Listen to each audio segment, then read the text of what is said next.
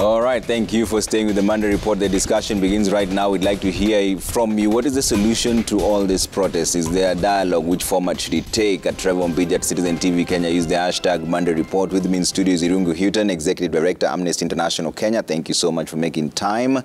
And Nerima Wako is following up, Executive Director, Siasa Place. Asante sana for making time. And Sheikh Ibrahim Lithome from SUPKEM. Thank you so much for making time. Asante. And Eric Deuri, President LSK, is joining us on Zoom. He's live from Scotland, so we'll speak to him as well. But let me start with hearing your assessment of the day. Irungu, I'll start with you because you're closest to me. What is your assessment of the events that took place today? How would you sum it up? I mean, I think for many Kenyans, we were really saddened by the level of violence, the amount of tear gas, the return of those water cannon, armored water cannon trucks. It does demonstrate, I think, in many ways that our democracy is still not at a place where disagreement does not lead to mayhem and destruction. In some ways, we've seen cases not just of violence, assault. A couple of police officers were injured. We have, I think, about over 5 people who are rushed to hospital today. There are unconfirmed reports that there may have been 1 or 2 people who have lost their lives, unconfirmed. Hopefully, this will not be verified. But I think we've seen a lot of looting also, which means that in some ways, although Article 37 is a constitutional right, it has to be facilitated by the National Police Service, and it has to be protected by the demonstrators to make sure that we are able to see the petitions, the concerns that are raised by the Azimio coalition deposited where they need to be, which is in government offices, rather than to see running battles in the streets across 6 counties. All right. Nerima, what is your assessment of what happened today? Well, in the morning, it was a little bit quiet. Got quite nervous when we began to see the Azimio team trying to get into town, and we saw the heavy security and the amount of tear gas and water canisters that were utilized. So it began to escalate very quickly. Also, seeing my office on TV, it's one of the offices that was stoned, especially ground floor. So I do know there are people who tomorrow morning are going to be sweeping glass, and also concerned in terms of safety and vandalism, but also the strong sense of authority in terms of the utilization of the police administration and them still managing to reach their constituencies by maneuvering through Kamkunji into Mathare. I did see a number of women. Normally, in things like this, you see a large number of young people. It shows us how many people actually came out. The high numbers shows you how many people didn't work today, how many young people don't have work, and they were actually very passionate about what was happening. But when women join such, because it's a very uncertain, unsecure space, that's a different message. It shows you that there were women who were quite upset with the high cost of unga. So issues that are very integral to the Kenyan people, issues worth listening to, and not necessarily only political. And it's something that I believe, hopefully, is the beginning that people will take seriously. I hope not to see more of this. Okay. We'll get into the issues in just a bit, but Sheikh, was this handled properly? From the police side, the protesters side, what is your assessment? Was this handled properly? My assessment, Trevor, is that we cannot solve any problem by doing what we are doing now. It was mishandled, totally mishandled. And at the end of the day, we have problems, yes. Is this the way to solve the problems? The answer is no. I was in Nairobi very early in the morning because I feared I had some work to do in the middle of the city, so I had to come in very early using the expressway. Actually, what I expected is that at the entry point at Mlolongo, maybe there will be a contingent of police officers, maybe checking who is coming in. But it was okay until I came to the CBD. Of course, Nairobi was a ghost town by 8. There were so many parkings there. And of course, the kind of destruction. Was it totally unexpected? No. Because we keep on hearing, Trevor, of peaceful demonstrations. But I can tell you for sure, I think either we need to be educated on what we mean by peaceful demonstrations. And then our police, still the same. Actually, discussing with Irongo as we were waiting, it reminds us of days that we thought are gone. seeing these trucks. And coming from Kajiado, where we were missing rains, the amount of water that was being poured on people there, I was saying, I wish this water could be taken to Kajiado to keep the cows and also water our crops there. So it was a necessary use of force. Of course, there's a lot of destruction. We'll be counting our losses. And then passing blame. Nobody is taking responsibility for this. There is grandstanding. And at the end of the day, the country is losing a lot. So we need to be sober and address our problems. We have problems.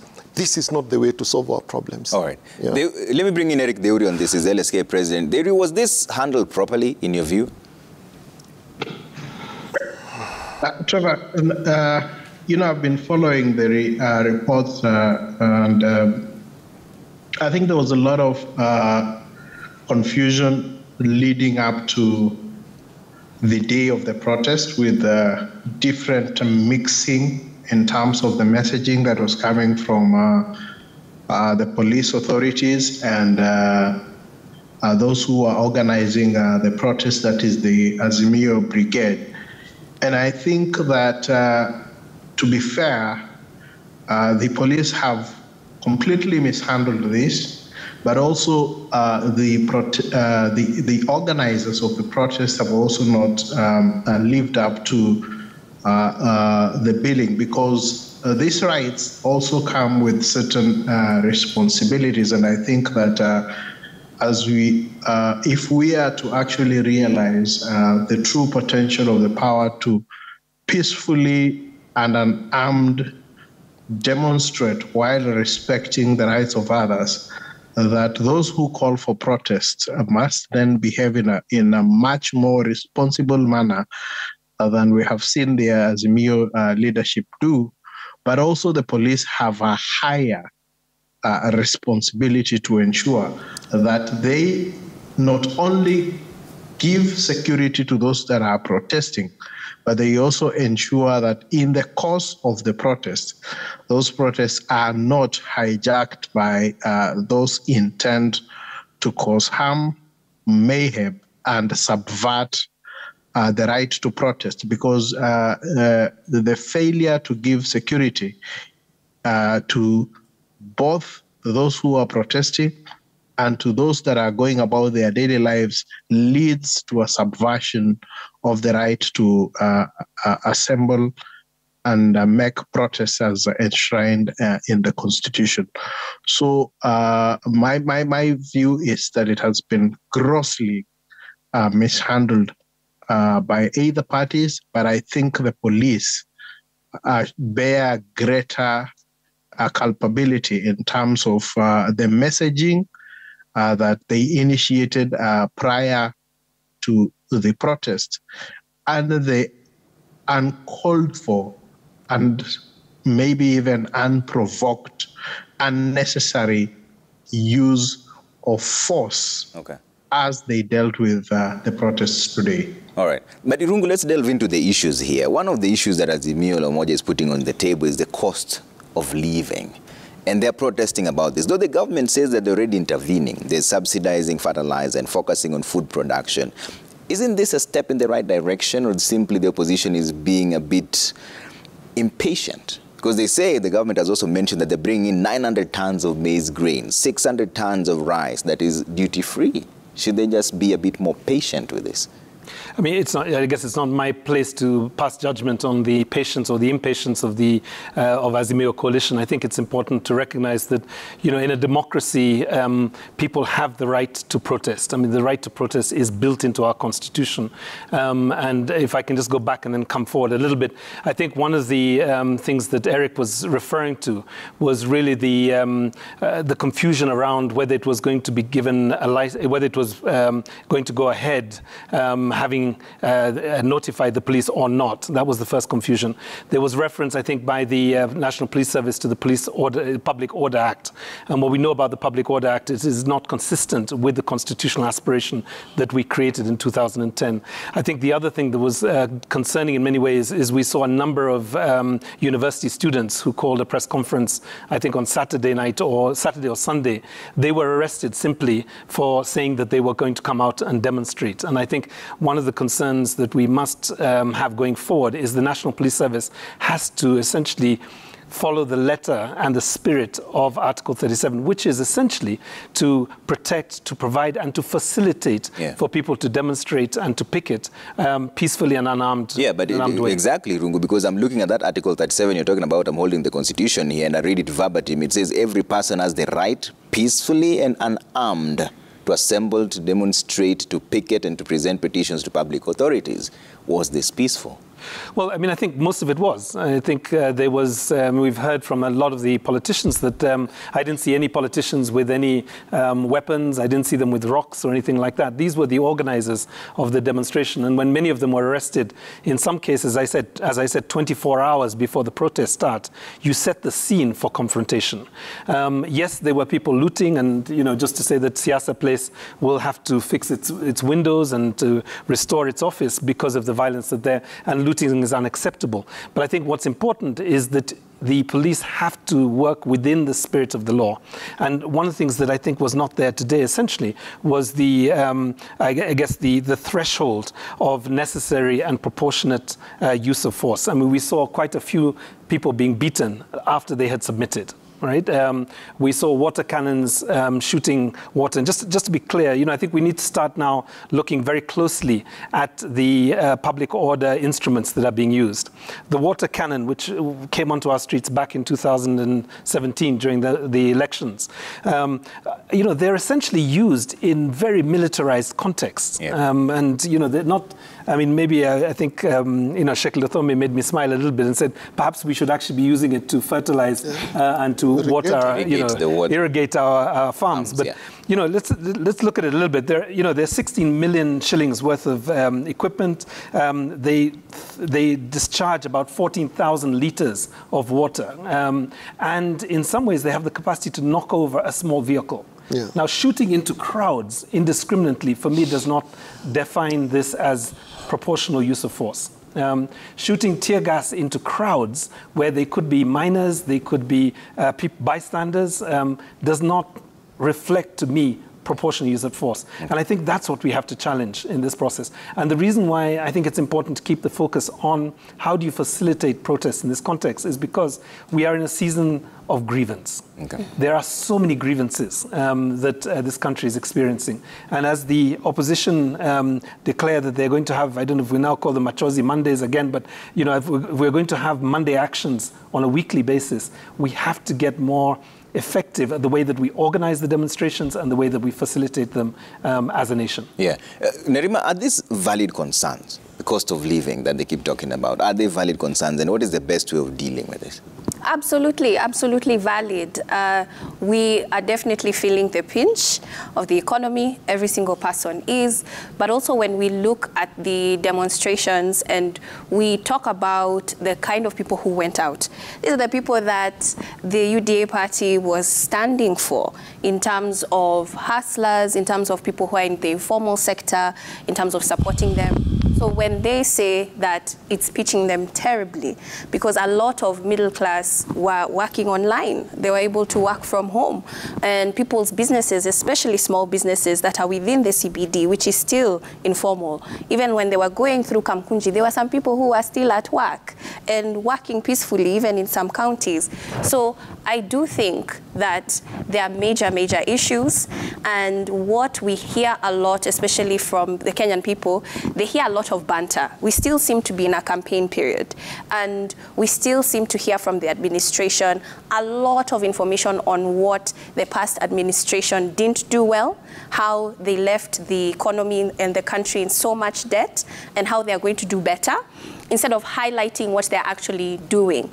The average Kenyan right now doesn't understand why there's a dollar shortage right now. They don't even know the plan that UDA has, for instance, to be able to have dollars circulating up to 3 billion in the next 4 to 6 months. So that information is only available to people who research this information. It's not being articulated by the politicians, which again is inciting this tension where, I'm going to give an example, where when, say, you're in another relationship and someone keeps reminding you about your ex-husband, I mean, who would stay in that relationship? If everything they do, I'm not that bad. Your ex-husband, though, he did so terribly. I'm bringing something better for you. So we're stuck in this relationship where we're reminded how it was such a bad relationship every single day, and not necessarily seeing in front of us how this relationship is better. And that's where I would say the communication needs to change and the focus needs to change. And our current administration was very firm. Very firm from the get-go, including the arrest of the students. That was already a sign of how things were going to be handled the following day. Okay, Sheikh, what would have been the best approach to this? If there's a general agreement with the people that the cost of living is rising, but the government says they are intervening, what would have been the best approach for this? Trevor, I think we should know that once you're sworn into power, basically we are giving you the responsibility of managing our resources. And also, you are reminded of the promises, the many promises that you gave to the people. So there are expectations that you have to manage. I know we have to be realistic, Trevor. Things cannot be done overnight. But when people are complaining about the rising cost of living, and then they see 50 cabinet assistant secretaries being appointed, and of course, the figures are flashed out there. That person whose child is going hungry, what do they feel? And then the government says we are doing something. At the same time, they're not managing the wage bill in the country. What are you telling the people? Again, when instead of explaining to the people what you're doing, actually some of the people in power today, you'll still think that they're still in a campaign mood. Share information with the people. When people have no information, I think they're bound to speculate. But they are, Sheikh. I mean, 900,000 tons of maize grain is coming, 600,000 of rice is coming, that is duty-free. They've given subsidized fertilizer and focusing on food production. Isn't that enough? I think they better know how best to do it, because they're in office, they're in charge of managing our resources. They should give the correct information and avoid doing things that would make the people feel actually the priority is sharing the cake up there, or the shareholders are the ones who are getting the cake now. We should stop, for example, things like appointing cabinet assistant secretaries. Was it a priority at a time when people are suffering?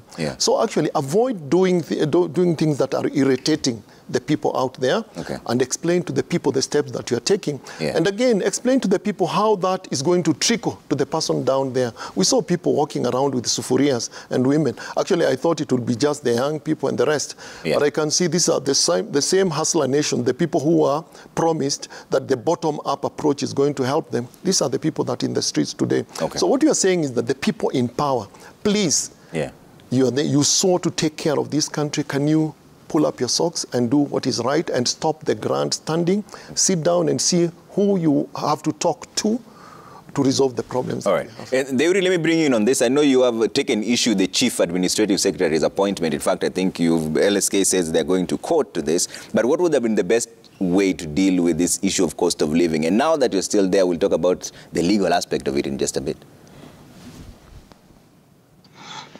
Trevor, well, I cannot attempt to pretend that I'm an expert in how the cost of living can be brought down. But I think we can respond to the measures that we see the government taking, and whether those then will translate into a reduction in the cost of living. And then for me, the inconsistent messaging from the government must be worrying the members of the public. I say this because on one hand, they say that this is a government that was intended to take care of the little man on the street, that this is a government that is intended to bring development from the bottom going up. But the actions that they are taking are inconsistent with that approach. And so therefore, anyone who had pegged his hopes on a government that takes care and is cognizant of the interest of the average man and women on the street is therefore left feeling disenfranchised, and is sort of feeling like having a check that is presented to the bank and is returned with the word slapped across it that there are no funds in that account. Let us look at what the Deputy President is on record as saying, that Kenya is a country that is equivalent to a company, that if you have not bought shares, then you have no ownership in it. And this is even reflected in the appointments that the government of the day is making. The profile of those who are being appointed into government office does not in any way give any confidence at all that those are stewards and captains that are intended to steer this ship from the current mess that it is into the land of prosperity.